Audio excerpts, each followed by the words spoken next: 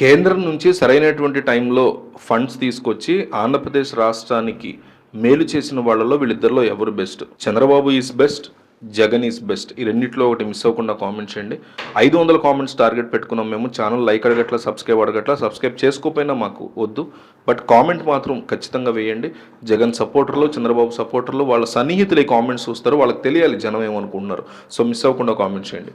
ఢిల్లీ పెద్దల నుంచి పూర్తి స్థాయిలో మద్దతు లభిస్తోందని, రాష్ట్రంలో డబుల్ ఇంజన్ సర్కార్ వస్తుందని అధికార కుటుంబ నాయకులు పదే పదే చెప్తున్నప్పటికీ క్షేత్రస్థాయిలో కేంద్రం నుంచి వస్తున్న షాకులు ఆ ప్రచారానికి భిన్నంగా ఉన్నాయనే చర్చ రాజకీయ వర్గాల్లో బలంగా వినిపిస్తోంది.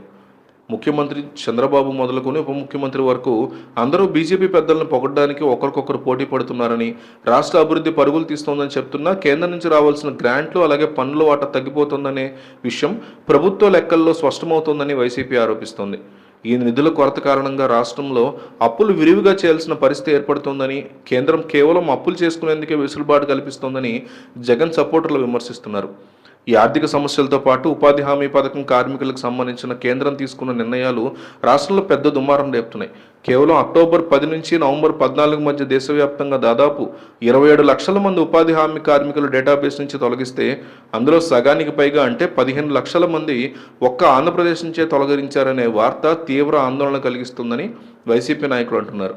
ఈ ఉపాధి హామీ పథకం ద్వారా వచ్చే డబ్బుల మీద ఆధారపడి జీవించే కుటుంబాలు లక్షల్లో ఉన్నాయని, ఇంత భారీ సంఖ్యలో కార్మికులు తొలగించడం అసాధారణంగా ఉందని సామాజికవేత్తలు ఆందోళన వ్యక్తం చేస్తున్నారని ప్రతిపక్షం అంటోంది. ఉపాధి హామీ కార్మికులను తొలగించడానికి ప్రభుత్వం ప్రవేశపెట్టిన కొన్ని నిబంధనలు, యాప్ల వాడకం కారణమని తెలుస్తోంది. కార్మికులు రోజుకి 2 సార్లు ఫోటోలు తీసి అప్లోడ్ చేయాలనే నిబంధనలో అనేక లోపాలు, సమస్యలు బయటపడ్డాయని వైసీపీ చెప్పుకొస్తోంది. పనితో సంబంధం లేకుండా ఫోటోలు అప్లోడ్ చేయడం, ఒక ఫోటోను పలుసార్లు వాడడం, ఉదయం మధ్యాహ్నం ఫోటోల్లో కార్మికుల సంఖ్య భిన్నంగా ఉండడం, మహిళలు పురుషుల నిష్పత్తుల్లో అసమానతలు వంటి కారణాల వల్ల పెద్ద ఎత్తున తొలగింపులు జరిగాయని వైసీపీ విమర్శిస్తోంది.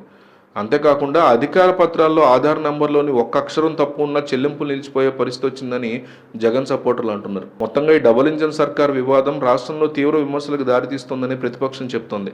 ఒకవైపు కేంద్రం నుంచి నిధులు తగ్గిపోతున్నాయని, మరోవైపు రాష్ట్ర ప్రభుత్వ చర్యల కారణంగా పేదలకు అండగా నిలవాల్సిన ఉపాధి హామీ పథకం నుంచి లక్షల మందిని అన్యాయంగా తొలగిస్తున్నారని వైసీపీ ఆరోపిస్తోంది. ఈ తొలగింపుల వెనుక రాజకీయ కారణాలు ఏమైనా ఉన్నాయనే అనుమానాలు కూడా బలపడుతున్నాయని, పేద కార్మికులకు అండగా నిలవాల్సిన ప్రభుత్వం ఈ విషయంలో నిర్లప్తగా వ్యవహరిస్తోందని ప్రతిపక్షం విమర్శిస్తోంది. ఆంధ్రప్రదేశ్ రాజకీయాల్లో ప్రస్తుతం అధికార కూటమికి, వైసీపీకి మధ్య తీవ్రస్థాయిలో మాటల యుద్ధం నడుస్తోంది. ఉపాధి హామీ కార్మికుల సమస్య రాష్ట్రంలో రాజకీయ అస్త్రంగా మారే అవకాశం ఉందని వైసీపీ చెబుతోంది. ఈ కీలక సమస్య మీద ప్రభుత్వం ఎలాంటి నియంత్రణ చర్యలు తీసుకుంటుందో చూడాలని, లేకపోతే రాబోయే రోజుల్లో ఈ అంశం పెద్ద ఉద్యమానికి దారితీస్తుందని జగన్ సపోర్టర్లు అంటున్నారు. తమకే డబుల్ ఇంజన్ సర్కార్ వల్ల ఒరిగేది ఏమీ లేదని, పేదల ఉపాధికి భద్రత లేకుండా పోయిందని వైసీపీ నాయకులు ఈ అంశాన్ని చాలా తీవ్రంగా పరిగణిస్తున్నారు.